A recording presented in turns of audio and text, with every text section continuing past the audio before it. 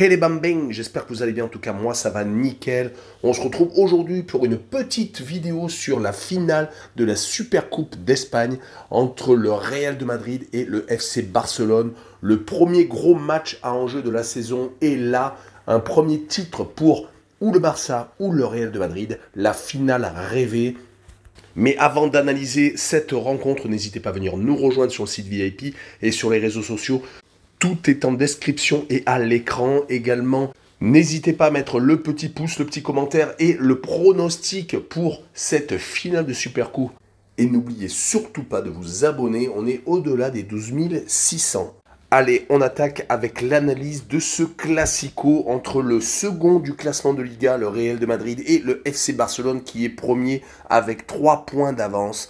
Lors de ces demi-finales de Supercoupe, le Barça et le Real de Madrid sont tous les deux passés par des prolongations et tous les deux passés par des pénaltys. Ça a donc été très compliqué pour arriver dans ce sommet du football espagnol, le Real ayant éliminé Valence 1 but partout donc après prolongation, et le FC Barcelone a fait 2 buts partout contre le Betis de Séville. Mais le mano à mano entre les deux formations risque de durer toute la saison car c'est super accroché. Une fois le Real repasse devant, une fois le Barça donc reprend la tête. Mais on peut se rappeler qu'il y a déjà eu un affrontement entre les deux formations et le Real de Madrid était sorti vainqueur 3-1 du match aller. C'était au stade Santiago Bernabéu. C'était avec un nouveau but de Benzema, un but de Valverde et de Rodrigo sur penalty. Le Barça avait réduit le score à 2-1 avec Ferran Torres, mais donc le Barça s'était incliné justement. Mais on peut rappeler que le Real de Madrid n'avait pas encore perdu une seule rencontre, toute compétition confondue, même en Ligue des Champions. Et le Barcelone de Xavi était quand même un petit peu moins bien. Pour moi, tout s'est inversé, surtout qu'il y a eu la coupure Coupe du Monde où les internationaux du côté du Barça et du Real sont sans doute fatigués. Ça se ressent tout de même sur les prestations des deux formations. Le Real a perdu récemment contre Villarreal en Liga, c'était le 7 janvier. Ils n'ont gagné donc qu'au pénalty contre Valence. Et du côté du Barça, c'est une victoire au pénalty contre le Betis, je vous l'ai dit un peu plus tôt, et une victoire un peu à l'arrache à l'Atlético de Madrid, qui est une superbe performance certes, mais quand on voit le contenu du match, l'Atlético aurait mérité beaucoup mieux. On finira sur les performances actuelles des deux formations. Le Real de Madrid, sur les 5 derniers matchs de Liga, a tout de même perdu à 2 reprises au Rayo et à Valladolid et a fait 2 victoires contre Cadix et le Real Valladolid et un match nul contre Gijón.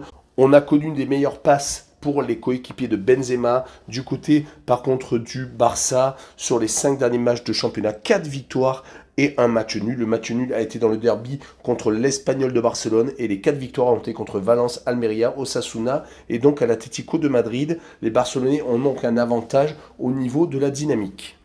On peut finir par dire que le match ne se joue pas en Espagne, il ne se joue pas donc ni au Real ni au Barça, il se joue à Riyad sur terrain neutre. C'est pour cette raison que je vois bien le Real de Madrid s'imposer 2-1 contre le Barça.